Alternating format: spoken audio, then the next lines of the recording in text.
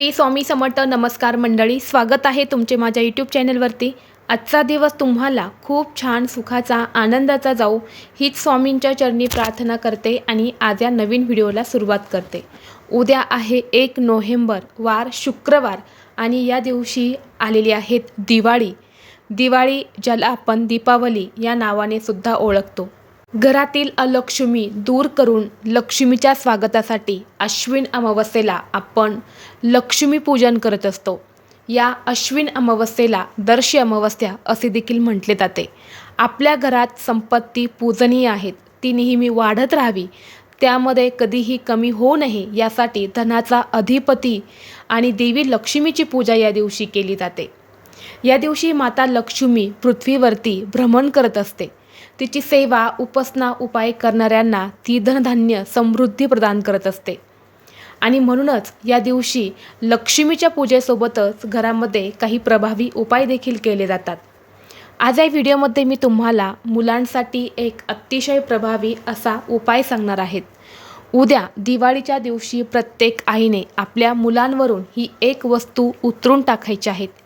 ही वस्तू उतरून टाकल्याने मुलांचे सर्व दोष, विघ्न, अडचणी, संकट दूर होऊन अभ्यासात, नोकरीत, व्यवसायात मुलांची भरभरून प्रगती होईल.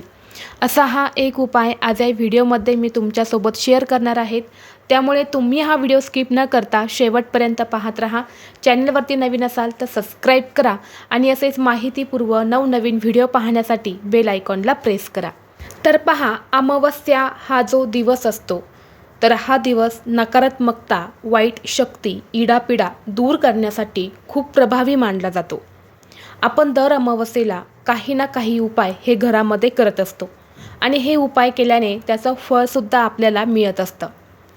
आज व्हिडिओमध्ये मी तुम्हाला जो उपाय सांगणार आहे तर हा उपाय प्रत्येक आईने आपल्या मुलांसाठी करायचा आहे. अगदी लहानातल्या लहान मुलांपासून ते मोठ्यातली मोठी जी मुलं असतात सर्वांसाठी हा उपाय तुम्हाला करायचा आहे. जी लहान मुलं असतात तर ती सतत हट्टीपणा करतात, सांगितलेलं ऐकत नाही, चिडचिडेपणा करतात किंवा मुलं सतत आजारी पडतात. आपल्या घरामध्ये एखादी बाहेरची व्यक्ती येऊन गेल्यानंतरनं घरातील लहान मुले आजारी पडतात किंवा चिडचिडापणा करतात किंवा मुलांना अचानक ताप येतो. अशावेळी बाहेरची आलेली व्यक्ती जी असते तर त्या व्यक्तीची वाईट नजर आपल्या मुलांना लागत असते आणि हीच वाईट नजरबाधा दूर करण्यासाठी अमावस्या हा दिवस खूप प्रभावी मानला जातो. तसेच जी मोठी मुलं असतात ज्यांचा अभ्यासात मन लागत नाही, अभ्यास करावासा वाटत नाही, वाईट व्यसनी मुलं लागलेले असेल तर तरी हा उपाय तुम्हाला मुलांसाठी करायचा आहे. तसेच आपल्या घरामध्ये शिकलेले मुलं मुली असतात, त्यांना मनासारखी नोकरी मिळत नाही, तसेच त्यांचा विवाहयोगसुद्धा जुळून येत नाही. जेव्हा मुलांना नजरदोष लागलेले असते त्यावेळी मुलांना यासारख्या अडचणी येतात आणि म्हणून तुमच्या घरामध्ये जर मुलं असेल तर उद्याच्या दिवशी हा उपाय तुम्ही मुलांसाठी अवश्य करा. उपाय हा खूप सोपा आहे परंतु खूप प्रभावी आहे. तर हा उपाय तुम्ही उद्या दिवसभरामध्ये कधीही करू शकता. अगदी सकाळपासून ते संध्याकाळपर्यंत जेव्हा तुम्हाला वेळ भेटेल तेव्हा हा उपाय तुम्हाला करायचा आहे. उद्या अमावस्येच्या दिवशी म्हणजे लक्ष्मीपूजनाच्या दिवशी तुम्ही अगदी रात्री 12 वाजेपर्यंतसुद्धा हा उपाय करू शकता. उपाय करण्यासाठी तुम्हाला लागणार आहेत 7 वाळलेल्या मिरच्या. ज्या सुक्या मिरच्या असतात देठाच्या तर त्या तुम्हाला 7 घ्यायच्या आहेत. सोबतच तुम्हाला थोडेसं खडे मीठ घ्यायचं आहे. खडे मीठ नसेल तर तुम्ही बारीक मीठ देखील घेऊ शकतात. त्याचबरोबर तुम्हाला थोडीशी पिवळी मोहरी घ्यायची आहेत.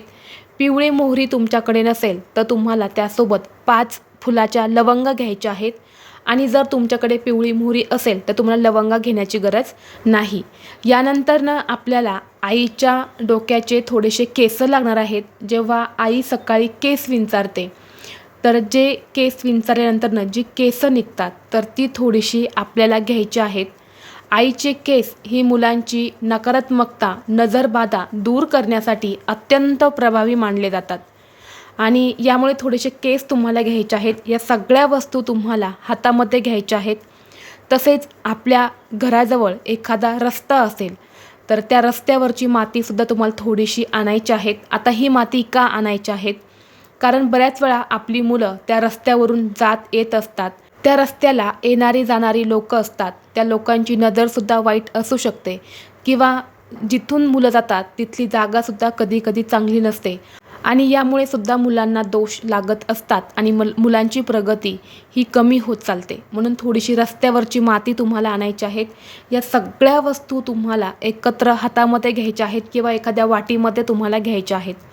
यानंतर या सगळ्या वस्तू आपल्या मुलांवरून तुम्हाला डोक्यापासून ते खाली पायापर्यंत 7 वेळा उतरवून घ्यायच्या आहेत.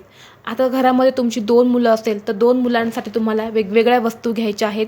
एका मुलावरून उतरवल्यानंतर त्या दुसऱ्या मुलासाठी तुम्हाला वापरता येणार नाही. उतरवत असताना तुम्हाला मनोमन श्री गुरुदेव दत्त, श्री गुरुदेव दत्त हा मंत्र म्हणायचा आहे किंवा येणाऱ्या जाणाऱ्याची मुलांना नजर लागलेली असेल तर ती दूर होऊ दे, मुलांची प्रगती होऊ दे असं म्हणत तुम्हाला ही नजर जी आहे तर ती मुलांची काढायची आहेत.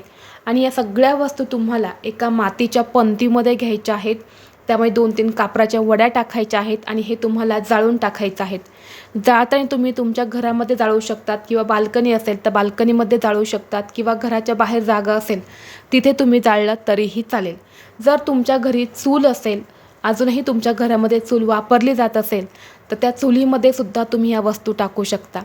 गावाकडे चूल असते आणि चुलीमध्ये या वस्तू टाकल्या जातात आणि जेव्हा आपण या वस्तू जाळतो तेव्हा मिरच्यांचा धूर होत नाही किंवा ठसका येत नाही. अशावेळी आपल्या मुलांना खूप जास्त प्रमाणामध्ये नजरबाधा झालेली असते असं म्हटलं जातं. आणि या सगळ्या वस्तू आपण उतरवलेल्या आहेत तर त्या वस्तू नकारात्मक शक्ती दूर करण्यासाठी अत्यंत प्रभावी मानल्या जातात. त्या वस्तूंचा उपयोग तांत्रिक क्रियांमध्ये सुद्धा केला जातो. म्हणून आपल्याला हा एक उपाय आपल्या मुलांसाठी उद्याच्या दिवशी अवश्य करायचा आहे. तसेच उद्याच्या दिवशी जेव्हा आपण आपल्या घरामध्ये लक्ष्मीपूजन करणार आहेत तेव्हा आपल्या मुलांचं औक्षणसुद्धा तुम्ही अवश्य करा. लक्ष्मीपूजन करून झाल्यानंतर देवी लक्ष्मीसमोर जे आपण दिवे लावत असतो तर त्यातला एक तेलाचा दिवा तुम्हाला ताटामध्ये घेऊन मुलांना गंध अक्षता तुम्हाला लावायच्या आहेत आणि त्या दिव्याने मुलांचं औक्षण तुम्हाला अवश्य करायचं आहे. दिवाळीच्या दिवशी मुलांचं औक्षण करायला खूप महत्त्व दिलं जातं. तर हे असे प्रभावी उपाय जे आहेत तर ते तुम्हाला उद्या मुलांसाठी अवश्य करायचे आहेत. व्हिडिओ तुम्हाला आवडला असेल तर लाईक करा. चॅनलवरती नवीन असाल तर सबस्क्राईब करा आणि हा व्हिडिओ आपल्या मित्रपरिवारासोबत जास्तीत जास्त शेअर करा. चला तर मग भेटू असंच पुढल्या एका नवीन व्हिडिओमध्ये. तोपर्यंत सर्वांना श्री स्वामी समर्थ.